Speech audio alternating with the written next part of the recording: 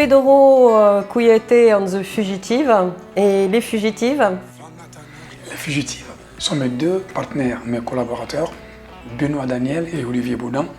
C'est avec eux que j'ai fait, coproduit et co-réalisé l'album Vie ta vie. Bud à la machine et Benoît Daniel aux arrangements et au synthé. Comment s'est faite la rencontre avec le label Active Records? Très simplement, j'ai eu à remporter le concours, le premier Grammy Award des musiciens du métro en tant que meilleur musicien instrumentiste en 2016. Et à la clé, on devait me donner un morceau dans un studio qui devait sortir un titre inédit. Et après le titre inédit, j'ai vu le studio, j'ai vu la façon de travailler de Théo Abougrat, qui est le patron de Active Records, qui d'ailleurs a co-organisé le Grammy Award des musiciens du métro. J'ai eu l'idée de faire l'album Aïna. Ça s'est très bien passé, j'ai eu un succès fou au Café de la Danse à la sortie de l'album Aïna. Et quand j'ai fait les prémices de l'album Vie ta vie, je lui ai présenté, il a accepté de sortir comme label qui distribue l'album Vie ta vie. Peux-tu nous parler de ton expérience de l'enregistrement de l'album, justement, Vie ta vie? Une expérience folle. Juste quelques anecdotes. Quand voilà, Jean-Jacques Milteau débarque avec son taxi Uber qui paye de sa propre poche, tu lui mets t'es où? Tu sais qui il est, tu sais avec qui il a joué. Il est mondialement connu, il n'a presque pas le temps. Il prend le temps, il vient te voir. Il vient te voir, il rentre dans la cabine et il fait une première prise. Tout le monde pleure. Et là, il repart chez lui. Dans la nuit, il y a eu un truc dans le studio et le disque dur a planté tous les sons que Milteau a eu à faire. Et là, t'as un coup de froid, quoi.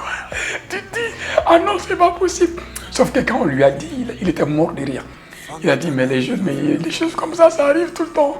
Eh bien, je reviens. Il est revenu, il a remis une couche, quoi. Et là, ça a été la folie dans le studio. Après, il a pris son taxi, il est reparti. Il n'a pas voulu qu'on lui paye, il n'a pas voulu. Et il t'a dit, je l'ai fait pour l'Afrique. Parce que je dois ça à l'Afrique.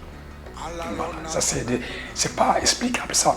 Quand tu appelles un Oxmo Puccino qui vient avec son taxi et qui sort avec son petit calepin, avec son stylo, tu lui dis, mais je lui dis, mais Oxmo, je veux que ça soit empirique ce morceau. Il me dit, mais Pedro, mais il n'y a rien, c'est vide. Et là, au bout de quelques heures, ça s'installe, ça donne le titre Hiver, qui est énormément placé sur Apple Music. Spotify l'a mis sur la playlist de Spotify pour des années. Et là, tu te dis, waouh. Donc, il y a tellement de choses. Rossé, la même chose. Rossé, c'est pas n'importe qui. Il vient dans le studio, il n'a pas envie de chanter tout de suite. Et là, il me dit, ben, les gars, donnez-moi 7 jours. On se dit, mais pourquoi 7? Ben, le chiffre 7, pourquoi 7 jours? Et on a froid, quoi. On se dit, ça va pas être possible. Mais il revient au bout du 7e jour, il prend un verre d'eau et il met la gomme. C'est la prise que vous voyez partout, le Trinjouya. Donc tu te dis, ah, waouh. Voilà, donc je ne peux pas parler parce que je n'ai pas seul vécu l'expérience. C'est énorme. C'est énorme. Il faut des jours et des heures pour en parler. Voilà. Entre coup de gueule, gros coup de pression, moment magique, qu'est-ce qui définit le plus ton aventure de l'enregistrement de cet album? Ben, je dirais plus moment magique parce qu'on est parti de l'impossible, du pas possible du tout au possible. Et là, tout ça est fini avec la signature des maisons de disques. Que moi, gamin au Mali, je voyais à la radio, et que je l'entendais à la radio et je voyais à la télé. Après, les managers, tout le monde se bouscule pour toi. Et le concert de sortie est rempli. Là, avant de monter sur scène, tu te dis, waouh, c'est la magie. Il faut le vivre pour le savoir. C'est la magie. Donc, je choisirais le mot magie. Joues-tu toujours dans le métro pour préparer tes concerts? Évidemment. Pour moi, le métro, c'est mon atelier. Il me manque juste mon bleu de travail. Il faut que je m'habille parce que souvent il fait froid. Le métro, pour moi, c'est à l'infini, ça. Ça, j'ai trouvé mon os et je vais le ranger jusqu'au bout. Ouais, pour moi, le métro, c'est un lieu où je viens, je me fais la main. Je bosse. Parce qu'ils sont nombreux maintenant à venir me voir le concert. Et je n'ai pas à me décevoir. Que préfères-tu? Le métro, le studio, les répétitions ou les concerts? Les concerts. Les concerts, parce que pendant les concerts, quand ça s'installe, je suis ailleurs. Et je sais qui je suis, vraiment, avec les concerts. Je sais mes limites, mes fragilités, je pense que mon public le sait aussi. Et j'ai beaucoup de chance parce qu'ils savent quand je peux, je donne. Et quand je donne, même quand je suis mauvais, ils me disent merci.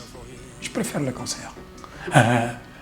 Pendant tes créations, préfères-tu prendre toutes les décisions seul ou avec les autres?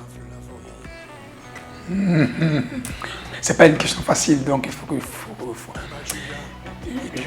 J'aurais bien aimé dire joker, mais bon, je viens d'une grande maladie quand même. Je suis un ancien bègue et puis il paraît que les bègues ont toujours besoin de remuer 7 fois leur langue dans leur bouche avant de parler.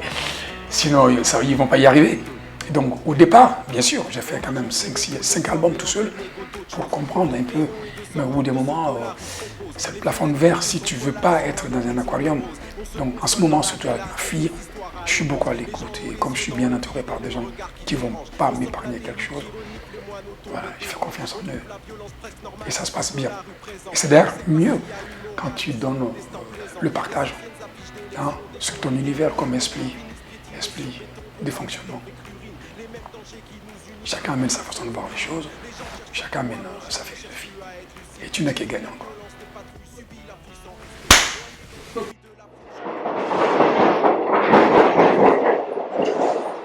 Vers la chaise. Vers la chaise. Sakura. Marassa. Beauté dans la jeunesse. Sagesse dans la vieillesse.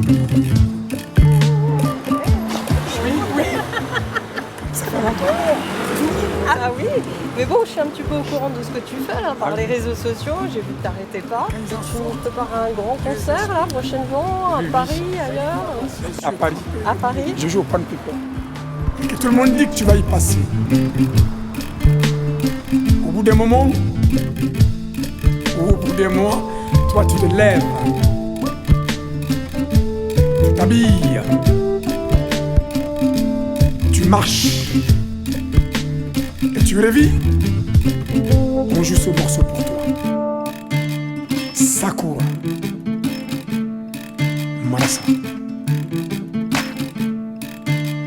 Beauté dans la jeunesse, sagesse dans la vieillesse. Ils ont eu tort de t'avoir donné pour mort.